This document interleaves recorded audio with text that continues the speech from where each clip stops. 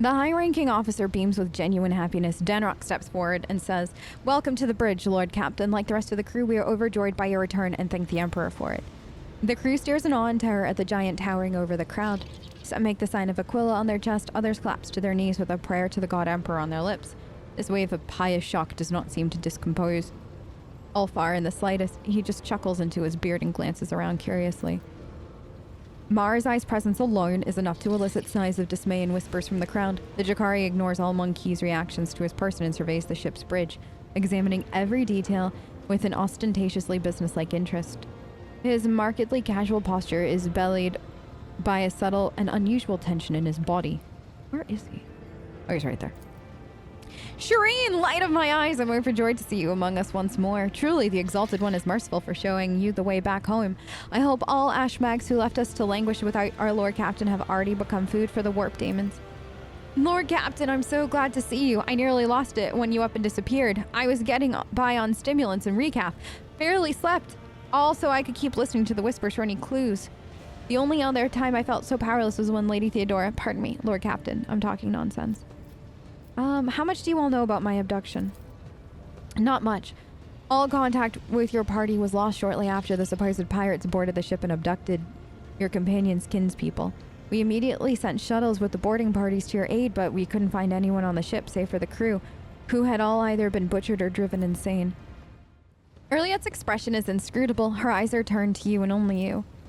Since your ladyship's body was never recovered, we hoped against hope you were still alive. Alas, even our most alert auger operators never spotted anything suspicious. Thus, our ignominious failure put you in dire peril.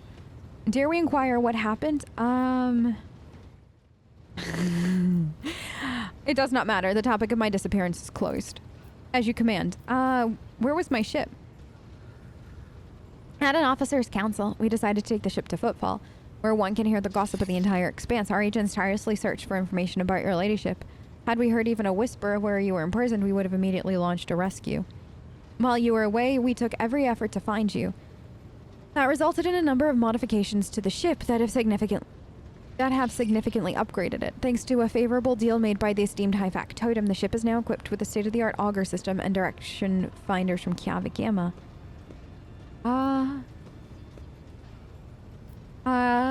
Let's have a proper celebration. We begin at once. Your subject's triumphant roar sends a tremor through the bridge. It's as though the ship itself is greeting its long-lost owner. The factotum smacks his lip awkwardly and in a quieter voice, Lord Captain, the senior officers will report to you shortly. In your absence, we received a number of astropathic messages and dispatches that demand your attention. Nomos! Oh my gosh, Nomos! The group of servitors suddenly stirs, their movements frighteningly identical even for automatons. They stare at you and say in perfect unison, "Hello, Nomos have come to welcome you back. We sense that a great deed has been done, a vivid imprint of existence. You did something very important. What was it?" "I escaped from the dark city of the Xenos and showed them mercy." "It suits you. What we see in you, light and connection without the urge to destroy." Did Nomos say it correctly? The servitor chorus, which sounds as a single voice, falls silent. Nomos appears to be waiting for your response, in eager anticipation. I'm glad that you were learning to understand me, Nomos. After a long pause, the servitor chorus responds with unexpected forcefulness. Nomos are glad too! We must go now. We will come speak to you later. Another pause follows, so long that the silence becomes more piercing than a scream. Then the servitors finally break. We felt sadness when we could no longer communicate with you, and we were worried about your fate. One can detect with the naked eye the moment when Nomos leaves the bridge. The servitors stop moving and sink and slowly shuffle to their posts. Nomos. I was hoping I'd get to save before this. Point happened in case I wanted to replay it. We need to talk. When we were in Comorig, when we were together, Hiner hesitates. I wasn't thinking rationally. I was putting my own desire ahead of my duty. I suppose I was counting on never getting out of that place alive. What I'm trying to say is, if the Lord Captain believes that overly close contact with an agent of the Inquisition will have a detrimental effect on her reputation and jeopardize her image as the God Emperor's chosen, I will respectfully accept her decision.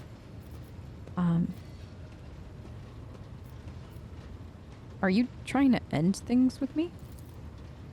No! Hiner cuts himself off before continuing in a quieter voice. But I am aware that with Komorig behind us, passions have cooled, heads have cleared. Continuing this may not be what you want. I like this. Trying to play the buttoned-up interrogator again after what happened in Komorig, it won't work. He struggles to maintain his grave expression. What of it? The Lord Captain believes... I insist on overly close contact. The Lord Captain believes that Master Van Calix has had insufficiently close contact with my person. Why don't we remedy that in a more private setting? No, I insist on overly close contact. His face brightens. Thank you for your answer, Lord Captain. I hope we will find time soon to discuss it. Yes. Is that High Factotum?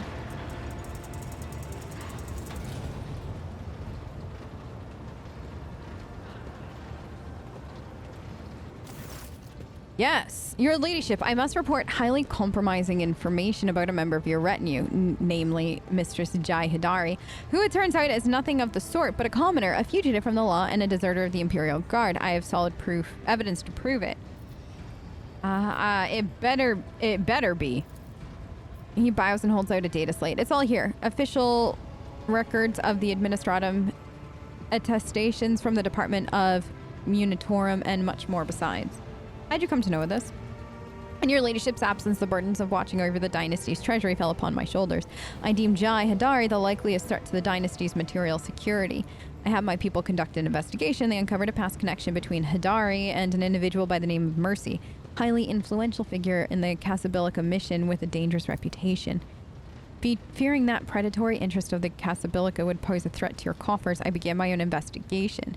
It was entirely reasonable to suspect collusion of some kind between Hidari and Mercy, and so my suspicions were confirmed. The two were connected. It was from Mercy's associates that I acquired the compromising intelligence. Alright, we have some... I'm going to discuss this with Hidari. Like, I feel like we should just talk to her directly after all that. Shopped me, did you? You little wannabe quester. Jai's voice bearing undergo a stark transformation. Biting soldier slang cuts through her typical gentle speech. Don't miss a thing, your servants, Tessera, and they're sneaky as. Too, they'll climb up a Groxar's to find out what they want to know. We need to talk about your past. Only if this scum slings his hook. Jai nods at the now paler Danrock. Well, your ladyship, ask away. I'll tell it like it is. I'm not going to try to wriggle out of it.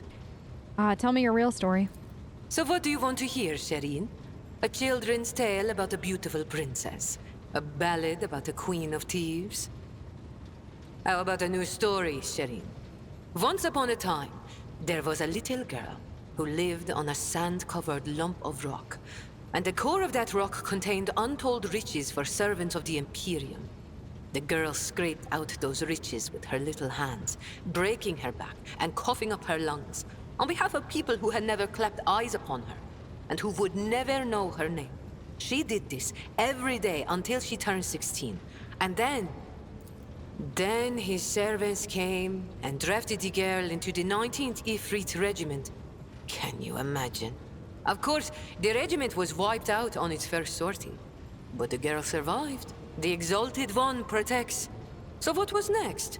Years serving in the Astra Militarum, just a shitload of hard labor, and fighting, and deals, and shady connections, and new opportunities. But everything in this world ends sooner or later, Shireen.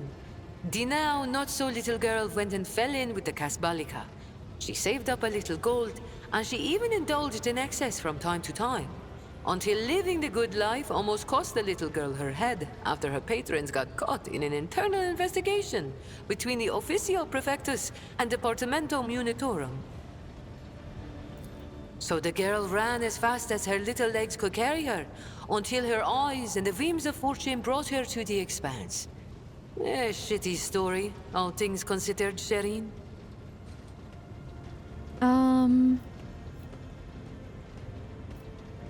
Is Jai your real name at least? I swear on the grave of my drunkard father who sold me into the mines, and on the lives of the 11 siblings I never had, Shireen. No, it most definitely is not. Fantastic. Was there anything you did not lie to me about? Oh, so many things, Shireen. I'm struggling to keep track of them all. I told you the truth about the Expanse, and not a single word of it was a lie. What I told you about Footfall and Vladayam and how we do business in these parts, all true. Don't get me wrong, the apple of my weary eye. There are two things in this life that I dislike. Looking back at the past and having someone pry into my soul without asking. Okay, that's fair. So where'd you learn to read and write? Ah, literacy. My blessing and my curse. I nagged every highborn who visited our barracks on their highborn business. I pored over stamps on crates in the warehouse and the seals on every door. Watched the commanders do paperwork and volunteered to help. That's how I learned, one step at a time. And then literacy became my ticket to a comfortable life. Like, the fact that she was able to do that all by herself is absolutely remarkable. So you used to be in the Imperial Guard. Corporal Haydari reporting for duty, ma'am. I've had enough of the Astra Militarum shit to last a lifetime, Shireen. And my body's collected enough souvenirs from run-ins with Xenos and heretics to last 2 lifetimes. Except when it comes to the Guard, there's no such thing as used to be. That wretched life sank its claws into me good. But that also means I remember what it's like to be a small, shaking, insignificant pawn. And that's why I appreciate what I have now, all the more. That explains the lung implant. What about the hand?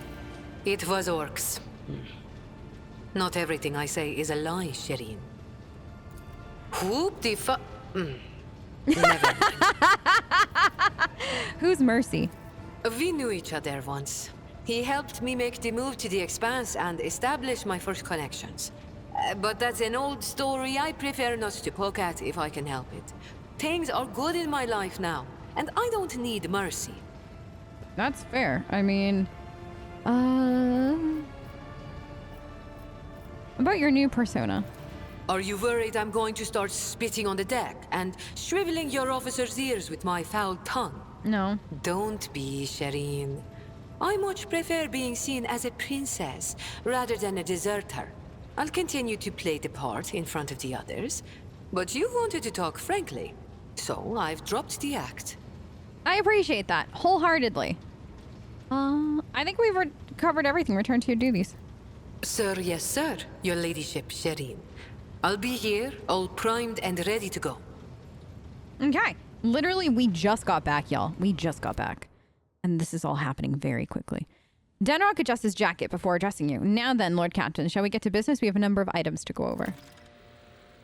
The Expanse is in flames. Of course it is. Where else would it be? Your ladyship, squadrons, and smaller groups of despicable Drakari raids our system. The cult of the Final Dawn has emerged in full force, wreaking havoc everywhere. We've heard rumors of the fall of Santiel's pride, House Cordis world, and outrageous sacrilege, given how abundant and expensive Promethium is there.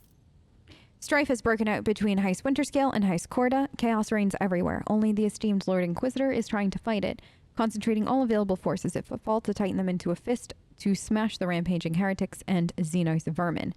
What kind of Xenos are attacking? Drakari. Their squadrons, both large and small, are invading the Expanse and unleashing carnage on planets, taking captives by the thousand and attacking ships. It's as if something has poked their nest, if you will, and now they're lashing out. Well, we kind of experienced some of that firsthand. How fares the world? The heretics' malicious acts make it difficult to maintain astropathic contact with the colonies. The cult of the Final Dawn strikes everywhere, and their sleeper agents are active on every planet. On Vabos 6, a mutiny was crushed after a group of newly arrived prisoners succumbed to blasphemous propaganda. Other worlds stand firm against the onslaught of the enemies of humanity and do not succumb to their pernicious influence. So Calcazar led the defense? Exactly. The esteemed Lord Inquisitor Calcazar declared himself commandant of the Koronus Expanse and issued orders to requisition troops. He made Footfall his base of operations as it was the most logistically convenient point. From there, his fleet strikes through the Expanse, destroying the force of the Cult of the Final Dawn and the abominable Drakari. He may be all that currently stands in the way of the Expanse being turned to ash. When heretics laid siege to Euphrates II, a hallowed forge of the Cognizance fleet, the Lord Inquisitor sent an enormous force. Now they and the Explorator Squadron, recalled that from the front line, stand together against the heretics. in the battle for that sacred planet. So what's happening between Incendia and Caligos now? When the esteemed Lord Inquisitor called upon the rogue traders to join his force, Lady Incendia heeded the summons, while his lordship Caligos ignored it. Rumor has it his refusal was defiant in manner and served as a pretext for Lady Cordia to declare war. Winterscale ships are being hunted and his worlds occupied under the pretense of compelling them to submit to the Imperial Creed. Surprisingly, for all his love of fighting, Winterscale is in no hurry to defend his domain. According to intercepted astropathic messages, he and his retinue are currently on Quiteza Temer hunting down a Xenos fleet, Aldari by all appearance. Anything else? There have been other minor developments. If you so wish, I'll gladly bring you up to speed. I would not want them to take any time away from this occasion.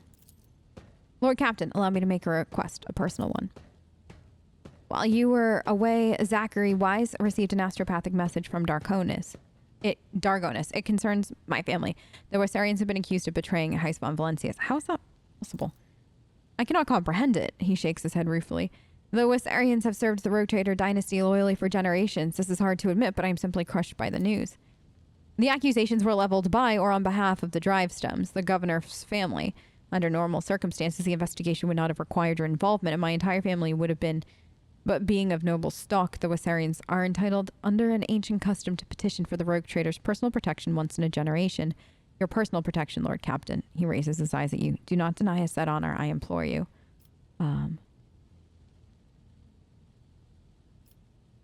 They're not guilty. What if they are?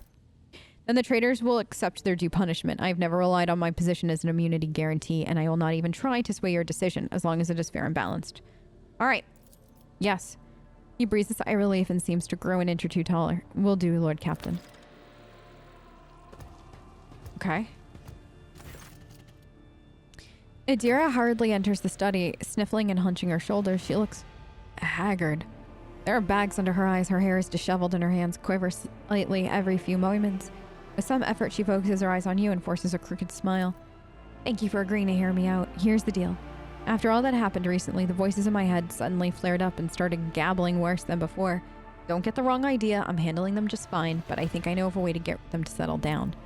I keep having the same vision over and over. I'm walking down a corridor and there's this door at the end. And I just know that right behind that door is blissful silence. All I've got to do is reach out and open it. So I touch it with my fingers. And I can feel the cold, rough metal, and then suddenly snap out of it, and always find myself staring at a wall in some compartment or other. I look behind me and all the doors on the way are open, but have no memory of how I got there. Lord Captain, I'll cut to the chase. Please help me find that door. I'm not joking. This is a matter of life and death. My gut tells me it's the last chance to deal with my powers, and if I don't... We'll find this door. Some of the darkness in her eyes clears and her smile widens. Thank you, Lord Captain. I knew you wouldn't leave me in a bind. As soon as I sense we're close, I'll tell you right away.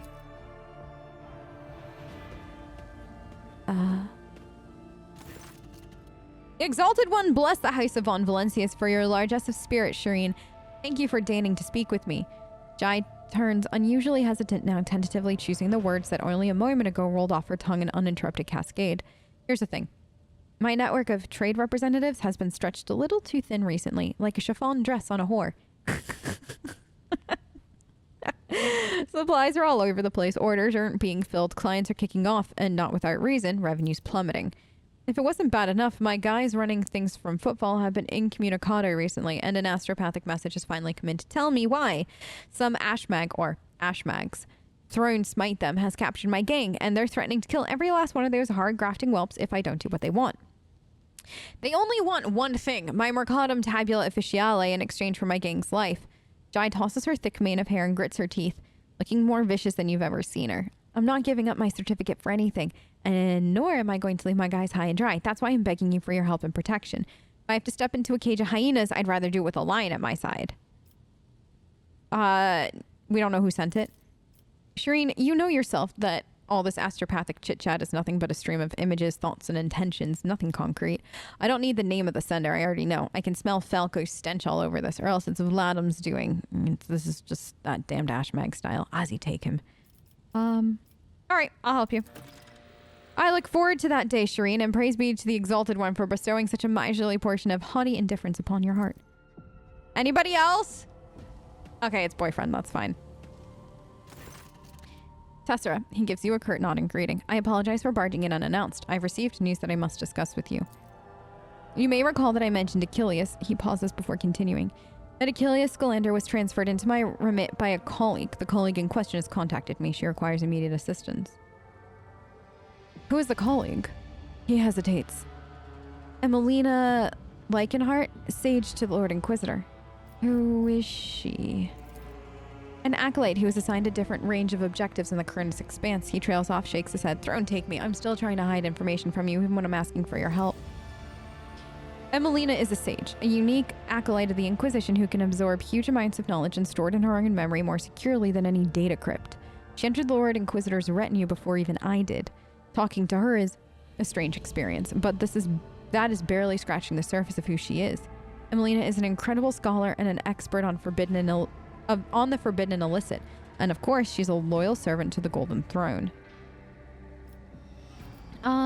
You speak of her with obvious affection. He gives you a crooked smile.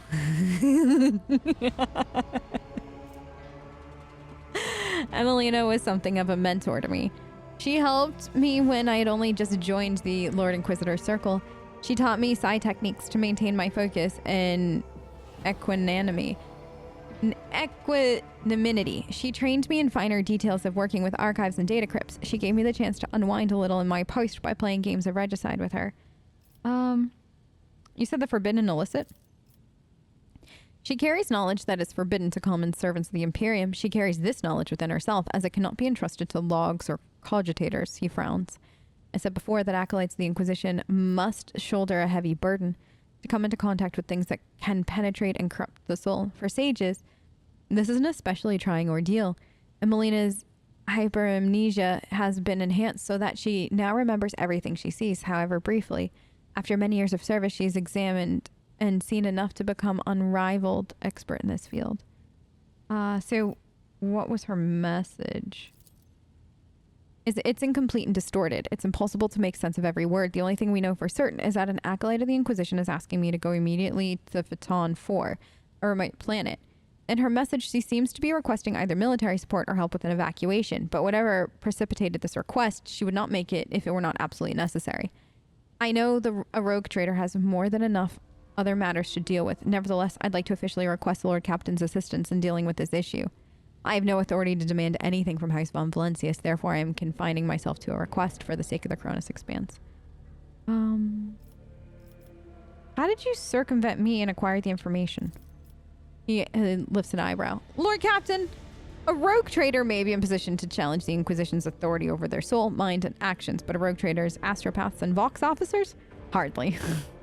I don't know why, but I love it that there is somebody that can like go around Tess and what Tess normally has and wants and does his own thing. Like, I love how much that challenges her in a lot of ways. So I love this for a relationship for her. Is there any hint of what exactly is threatening this place? He says nothing and then begins to speak slowly, as though he's fighting against resistance.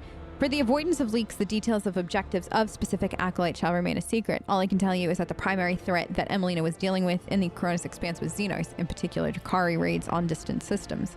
A sage is ideally suited for gathering data about the chronology of this problem and finding appropriate methods for combating it. As for what she's doing on Phaeton 4 specifically, I don't know. I don't even know any details about the world itself, only that there are humans there, so either it has been colonized or a garrison has been established there. The Cult of the Final Dawn has been my top priority here, and my investigation has given me no cause to turn attention to that planet.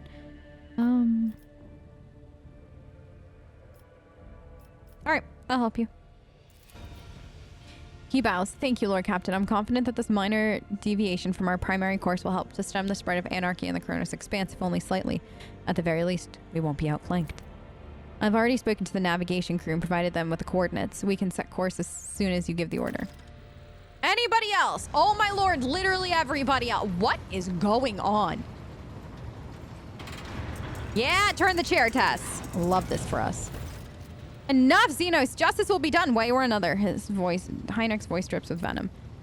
Slither all you like, heretic spawn, but you will never leave the ship unscathed. The bridge is enveloped in an unusual silence. The officers on duty are huddling in the corners, looking curiously at what's transpiring.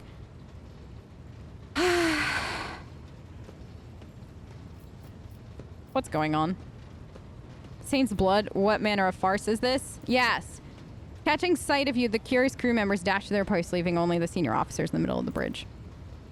For how long are you going to tolerate this filth on your ship, Tessera? This foul traitor who has already dragged you into the darkness once and who almost left your protectorate without its sovereign. Rogue traitor. Heinrich's voice makes your blood run cold. Has Aldari heresy clouded your judgment? Treachery always means death, either for the traitor or the one betrayed. You almost died in Komorik. Your retinue, you know what became of them. Is it not high time justice was done? Those present nod wordlessly, but do not dare to interfere. Now this is a fine spectacle. The inhuman gets what she deserves. Let us all watch and laugh. Your wonderful path has led you into a rather thorny situation, cousin. You refused to beg for mercy in Komorik, and now you'll have to lick the boots of the monkey. Silence, Xenos! Your turn will come. Oh my gosh.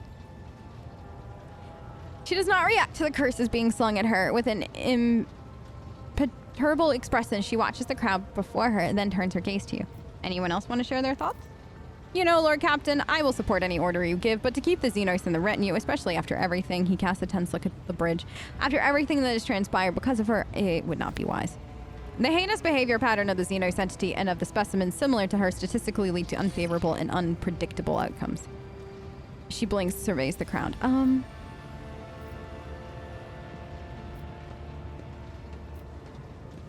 Okay. So here's the thing. I think in a normal playthrough, right? Like, if you were super RPing it, I would probably either hand her off to Heinrich, or I would let Argenta execute her. I'd execute her myself, or something like that. I probably honestly wouldn't have even brought her home. But because this game is so incredibly long, and because this is my first full playthrough, I want to see as much content as humanly possible, if that makes sense. So, instead, we're gonna pick option 3, I think. Wait. She'll now apologize to everyone who was harmed by her deeds, and that'll be enough. Mars Eye laughs airily. And now the Azrani will walk on her hind legs before the monkey. I'm glad I decided to drop by to see what all the fuss was about. I love having him on this ship. Y'all, this is a blessing. Her face contorts in a mix of emotions, from anger and hatred to dejection and despair, but soon she musters her courage, and in a stilted, barely audible voice, my words will not heal the wounds on your bodies, and still I regret what you had to endure because of me. Words will not fix what has been done. The interrogator's grips his weapon, but he hesitates, shifting his intense gaze from you to the Xenos and then back. The Xenos' apology rings hollow. There is neither repentance nor truth to them. Lord help. Lord help. Disappointed by the outcome, the officers present slowly return to their duties. Do you really not care about what happened, or are you trying to conceal your true feelings again? I'm sorry. That my mistake led anyone along the paths of the Dark City. I can see their pain and rage, I understand, but words and pity will not help them. Only time and perhaps revenge, which will dull their pain for a little while. But you have taken away their chance for revenge, Ellen talk, and now all we can do is wait. Until we meet again, may the darkness scatter. Okay. Oh my gosh! We have control! We have control of her again. Y'all, that was like such a long set of like doing stuff. Okay, so who's where? Mars Eye is there. So basically now we get to run around the ship and talk to people, and it'll be fantastic. Welcome back, Tess. Oh my gosh, are you so happy? Tess is like, I'm so happy that we've talked to everybody. You know who we haven't seen? Cassia. Is she still on my ship? That's so funny. That's literally so funny. I feel like she's the only one I haven't really seen. That's weird. Okay. So let's go run around, talk to everybody, and then try to work through this mess of a quest log.